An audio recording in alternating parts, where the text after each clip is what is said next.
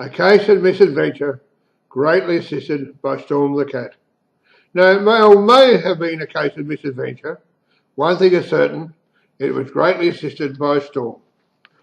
It is well known to me and to others who are fortunate or unfortunate enough to know Storm and Kiki that Storm likes her Bicky bowl close to the fridge in the kitchen.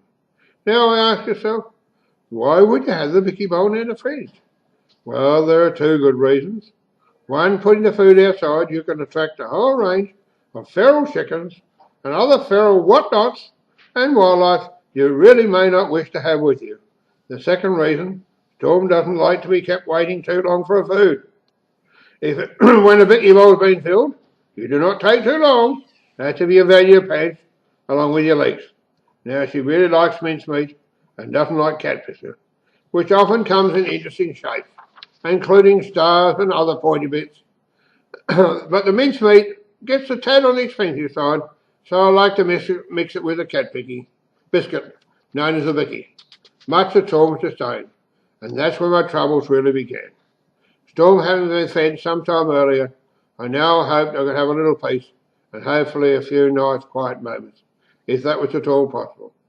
So there I was, round the corner, going to the fridge for some ice and a good stiff black Douglas. When all hell broke loose, bloody hell, I let out a blood-curdling yell that would raise the heavens as the pain rocketed up through my leg from my bare foot. What the bloody hell was on the floor? Christ, you bloody infernal bloody cat! If you must bring out your bloody Bicky, at least put it in the bowl. It was like she was setting anti-personnel mines all over the tiles. And it did register with me that maybe the bloody divisive, clever cat made a point. And point was what I got in no short measure.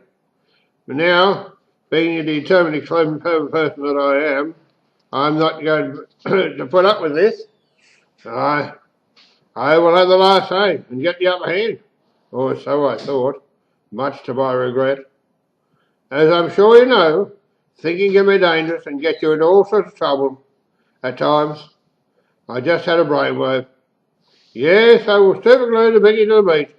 Well, it proved a little more time-consuming than I imagined. It'll be worth it. I'd fix a little wicket. But she was to prove more clever and cunning than I reckoned on, to which I was going to get a very painful reminder. Storm by now was getting very impatient for a meet in the Bicky bowl, as my genes would truly testify to. Though shredded down one leg, she would have to wait, as I wanted to be totally sure the super glue was totally dry for a couple of very good reasons. One being that she would get the meat off the Bicky, and that would be bad enough. The other possibility didn't even bear thinking about. How was I going to explain to the wonderful family vet, who so much enjoyed Storm's visit, that Storm had got her mouth glued up? I thought the idea had appealed, though. Oh, yes, but bugger, not the cost of the vet, and the very expensive soft food. For many weeks, the bloody cat would win. Oh, no, never. So I struggled for 2.5 hours to make 2 full bowls of meat and Bicky. Very time-consuming, super gluing meat and Bicky. Christ, a hell of a job.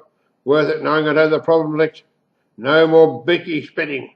Well, that'll fix a little wicket. So, having fed Storm 2 hours ago, and so far, no wailing, no complaints, I felt quietly confident everything was going along smoothly, and and goody, peace reigned supreme. So now, safe in the sound knowledge that everything was quiet and proceeding as planned, I headed for the fridge for that well-earned black Douglas and ice, as it had been a most trying day, and I round the corner of the bench, when all hell broke loose once more, and oh God, here we go again, and I was thinking to myself, oh bugger, I thought we'd solved this problem as my feet went from under me. Up in the air they went, as down I went, landing with a bone-crunching crash that shook the house. I told later whalers in the vicinity. They thought it was a sonic boom, or maybe an earthquake, but that was not the end of it.